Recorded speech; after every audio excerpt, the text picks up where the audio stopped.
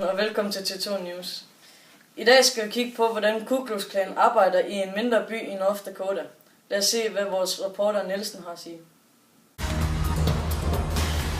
Om hvordan KK arbejder i North Dakota, og vi er ude at vise den til folk.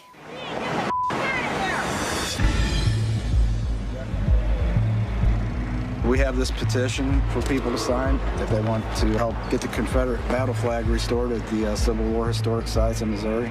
Part of our history, it's really important. Exactly. Thank you, Jesus love you. You guys need to come down here more often. God bless you. God bless you.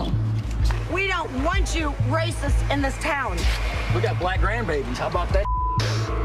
I just can't believe in America that we're still doing this. I mean, really?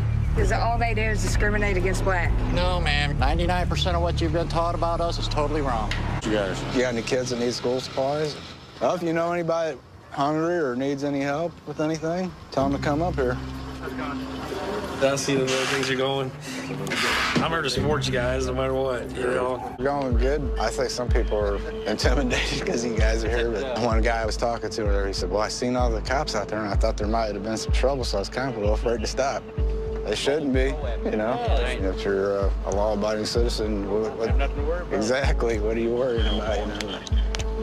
What are your guys' looks on, like, the whole outlook on you guys being racist and all the racism and comments and stuff? You're not supposed to hate nobody because of what race they are or what color their skin is. God created each species after its kind, and he saw it was good, you know. KKK påstår, at de ikke er, som folk tror, og at det er Hollywood og medierne, der overdramatiserer dem. Hvad tror du? Jeg tror ikke, de er, som folk tror, fordi det var det engang. Jeg tror, det er nogle slapsvanse i dag, og jeg tvivler på, at de har nogen reel indflydelse i USA i dag, og slet ikke som det her engang. Så jeg tror, at de lever sådan lidt i skyggen af, at de var en stor organisation gang med 6 millioner mennesker, men det er de bare ikke mere. Hvad ville din reaktion være, hvis de kom til Klarup og gjorde de ting, du lige så? Jeg ville tænke, at det fast lavn nu, så er det da okay at være klædt ud, men ellers ville jeg synes, det var sindssygt mærkeligt at stå ude foran Superbest i sådan en Ku Klux Klan kostyme. Og jeg vil selvfølgelig også tænke over, hvad er hans budskab med at stige sig der og være klædt ud. Ikke? Okay. Hvad ville din reaktion være, hvis de kom til Klarup og gjorde de ting, som du så i videoen?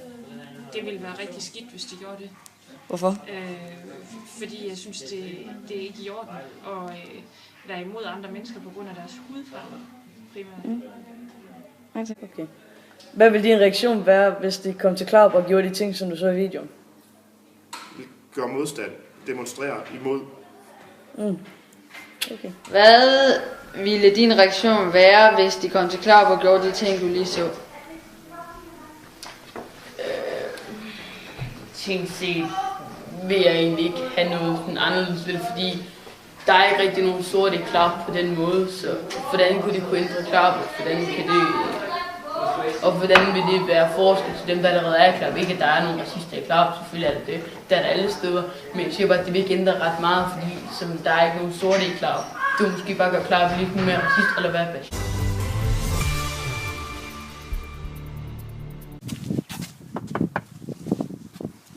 KK ændrer sig gennem tiden.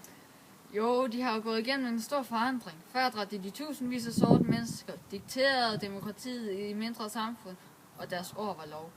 Men nu kæmper de for overlevelse, og de er nede på et minimum antal medlemmer. Og de har ikke længere nogen rigtig indflydelse mere. Tror du, der går før klanen går i opløsning? Jeg tror ikke, der sker noget forløbigt. Der vil nok ske noget om noget tid, men ikke rigtig lige nu. Tror du, samfundet ville være, hvis de stadig var så store som dengang?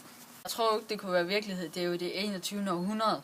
Mange tak. Tilbage til studiet.